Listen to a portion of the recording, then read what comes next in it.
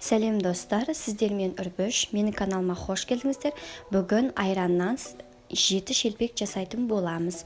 Бұл өте оңай және жасалуы өте қарапайым.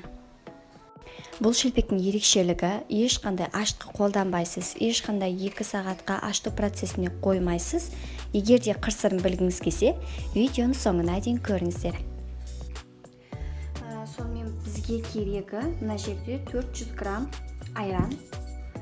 Бұған 2 жұмыртқаны шағамыз.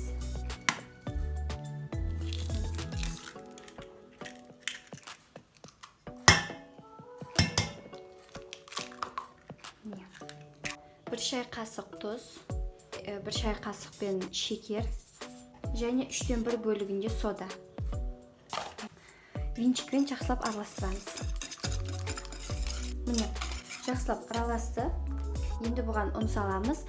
Ұнды міндетті түрде електен өткізіп саламыз. Менде осының сита бар. Сіздер кәдімгі елгезекпен өткізе берсеңіздер болады.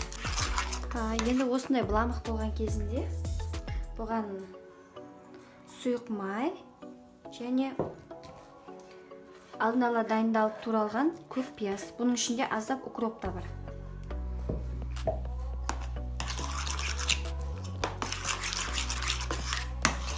Және ұн қосып араластырамыз.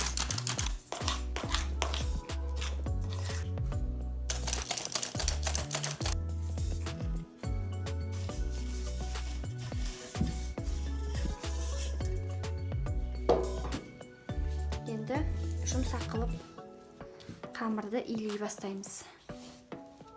Осылай көп қылып ұрпақ сеуіп алғандарыңыз дұрыс. Сонда қатты жабыспайды, жақсы, әдемі, жұмсақ иленеді. Міне осылай.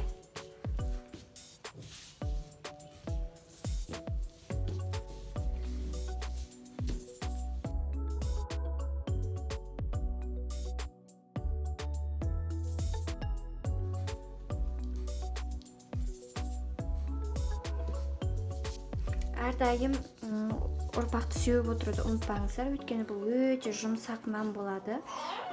Кішкене қолдарыңызға жабысуы мүмкін, бірақ сонда да ұнды көп себе беріңіздер. Дайын болған зуалылардың бетін жауып 10-15 минутқа қойып қоямыз. Оған дейін біз табамызды жақсылап майлап қыздырамыз.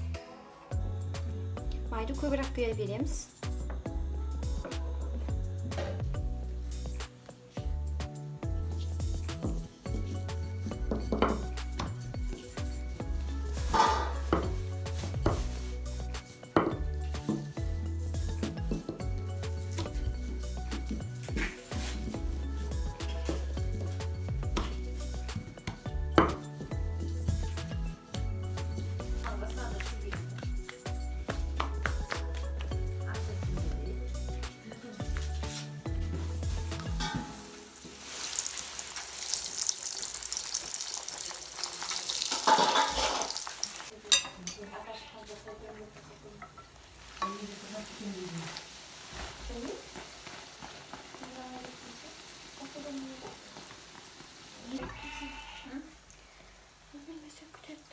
Міне достар, біздің керемет шелпектеріміз дайын болды. Егер де видео ұнаған болса, лайк басып пікір қалдыруды ұмытпаңыздар. Сіздермен бірге болған Үрбіш Әмірқызы.